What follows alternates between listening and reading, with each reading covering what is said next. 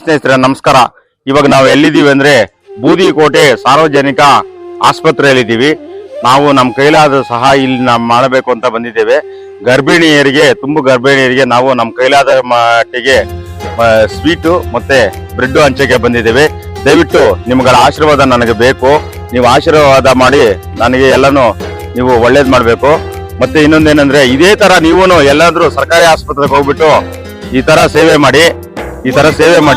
ಯಾಕಂದ್ರೆ ಎಷ್ಟೋ ನಮ್ ಕೈಲಾದಷ್ಟು ಸಹಾಯ ಮಾಡೋಣ. ಯಾಕಂದ್ರೆ ಸರ್ಕಾರಿ ಆಸ್ಪತ್ರೆಗೆ ಬರೋರೆಲ್ಲ ಶ್ರೀಮಂತರೆಲ್ಲ ಬರೋದು ಎಲ್ಲ ಬಡವರು, ಅತಿಥಿಯ ಬಡವರು, ರೈತರು, ಮಧ್ಯಮ ವರ್ಗದವರೇ ಇಲ್ಲಿ ಸರ್ಕಾರಿ ಆಸ್ಪತ್ರೆಗೆ ಬರೋದು. ದಯವಿಟ್ಟು ಇಂಥವ್ರಿಗೆ ಪ್ರೋತ್ಸಾಹ ಕೊಡೋಣ, ನಮ್ ಕೈಲಾದಷ್ಟು ಸಹಾಯ ಮಾಡೋಣ.